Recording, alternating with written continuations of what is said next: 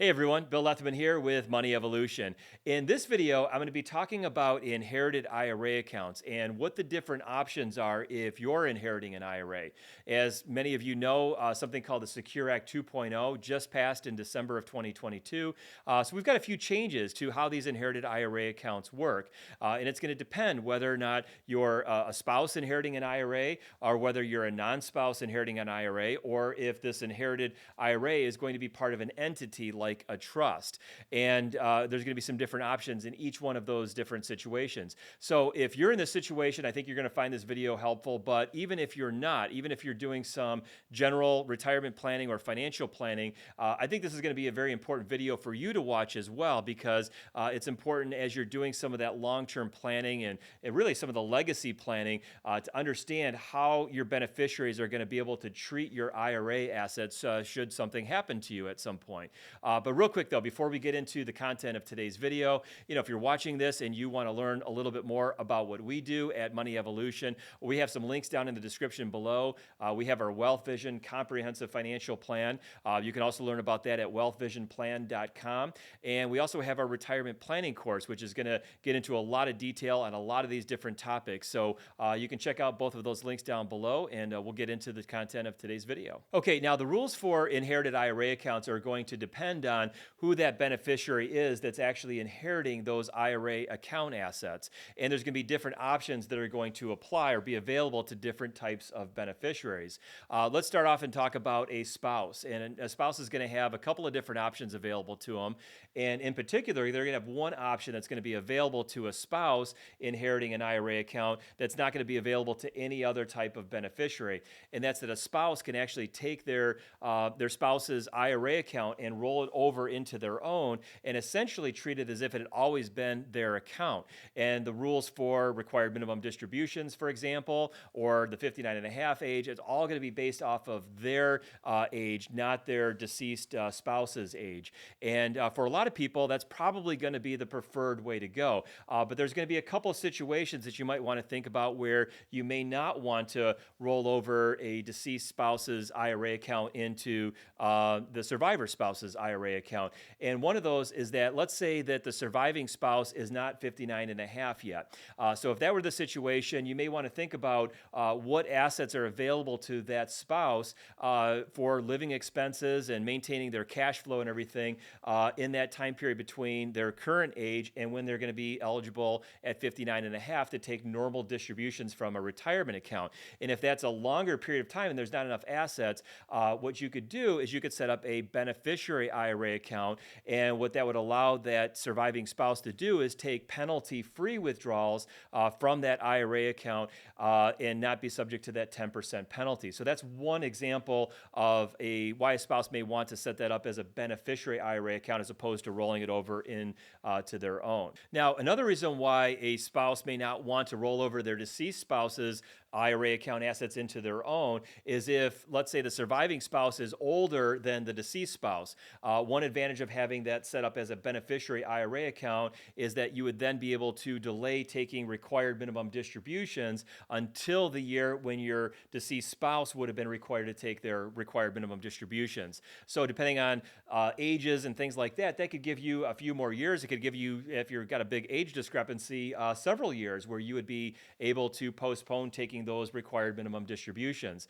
And again, this would be kind of planned out within the context of a comprehensive financial plan, understanding what the tax ramifications are of taking or delaying those RMDs, how it fits into all the other moving pieces of your retirement plan. That's obviously something we do with our clients in the Wealth Vision Financial Plan to really help map that out and see what is that doing to the short and the long-term tax implications of that. Now, one other option that's going to be available to a spouse as it relates to an inherited IRA account is going to be to set up a beneficiary IRA account, but then instead of either locking it into your spouse's RMD schedule, or if you were to convert it to your own IRA account, getting locked into your RMD schedule, is having that beneficiary IRA account set up on the 10-year rule.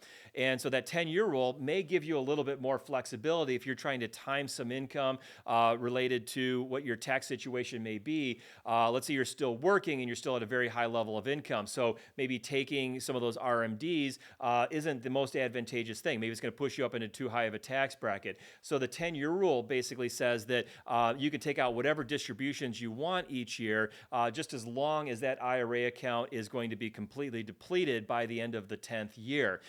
So again, as you're doing some of the planning, that's something that may be useful if you're trying to time some of that income. Maybe you've got some irregularities with some business income, or you're still working and you want to maybe wait a few years when you may be in a lower income tax bracket. So basically, those are the options. You can roll it over into your own IRA account, treat it like your own. You could set up as a beneficiary IRA account. That could give you some advantages there if you're either not yet 59 and a half, or you are older than your spouse and you want to delay taking those RMDs. And then finally, for a spouse, you can set it up and do that 10-year rule option on a beneficiary IRA account. Okay, so now let's talk about non-spouse beneficiaries and what are their options when it comes to inherited IRA accounts. And this is where there's been a couple of changes here over the last couple of years, both initially with the Secure Act 1.0 and then some legislation that was passed in February of 2022, and then most recently the Secure Act 2.0 that was just passed at the end of 2022. So first and foremost, the biggest difference between a non-spouse and a spouse is, again, it's that ability that a spouse has to roll that IRA account over into their own, treat it like it was always theirs. That, of course, is not an option for a non-spouse beneficiary.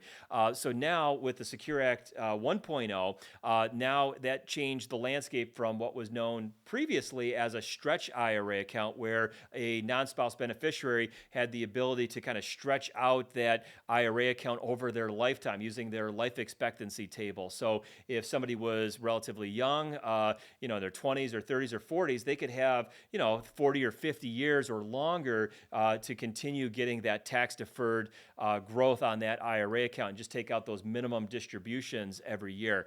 So that was a big advantage. So with Secure Act 1.0, they shortened that from basically a lifespan to now those non-spouse beneficiaries have to take the IRA account out over a 10-year period. And again, just kind of like what we were talking about with the spouse and their 10-year rule, the non-spouse beneficiaries basically have the same options. It doesn't matter how much you take out each year, as long as that account is going to be depleted by the end of the 10th year.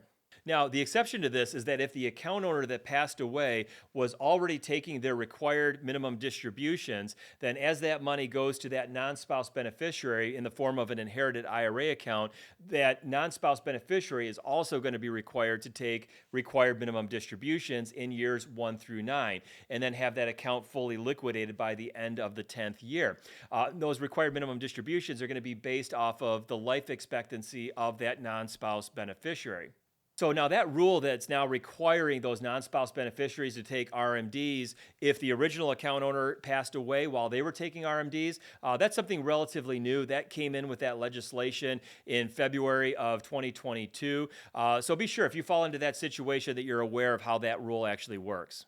So now effectively what all of this new legislation has done is it's made essentially that ability to stretch out those IRA account assets over a lifetime, especially if that lifetime may be that of a grandchild that may have 50, 60, 70 years of life expectancy, and they've drastically reduced that. For most non-spouse beneficiaries, it's going to be to that 10-year window or less.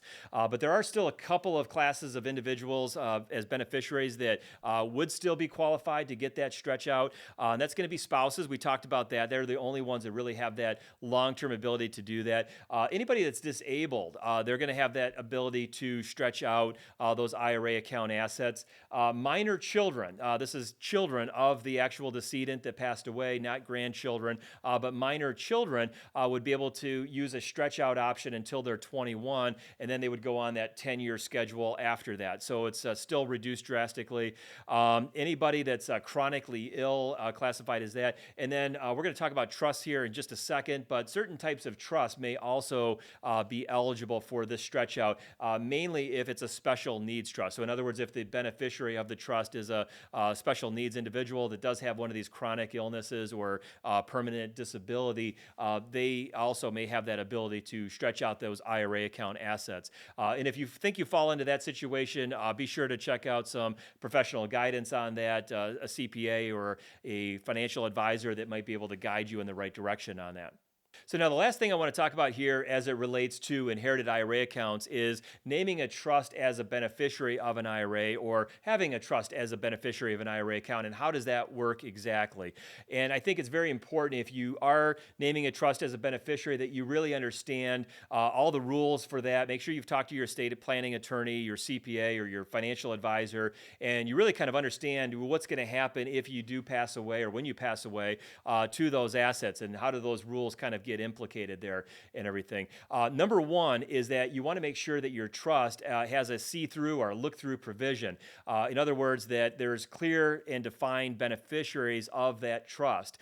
So they're real people, not entities, and that way you can still qualify for some of these 10-year rules, or depending on what the beneficiary rules are for that, you can still kind of look through the trust to be able to take advantage of some type of a stretch, maybe over that 10-year period or whatever that may be.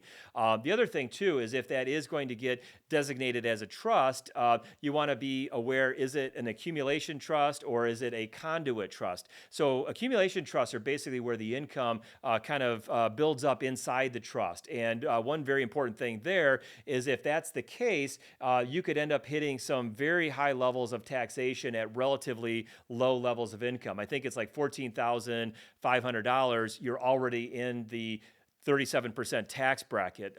So obviously that's probably not what most people would want to see. So as long as that trust is going to be passing that income onto the beneficiaries through those required minimum distributions or distributions, whatever they may be, then you're going to be able to keep that at the individual's tax rate as opposed to a trust tax rate. So that's going to be very important to understand how that works. But anyway, if you are in that situation where you're naming a trust or thinking about naming a trust as a beneficiary, understand that it does add an additional layer of complexity that you should definitely seek out some professional guidance on to make sure you understand how exactly that's going to work.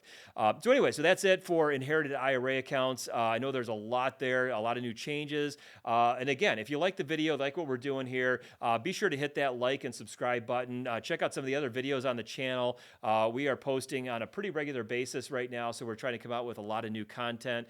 And if you haven't already, check out our website at moneyevolution.com and some of the links down in the description, our comprehensive financial plan called Wealth Vision and our retirement planning course. So anyway, with that, I look forward to seeing you back in one of our next videos. Thanks.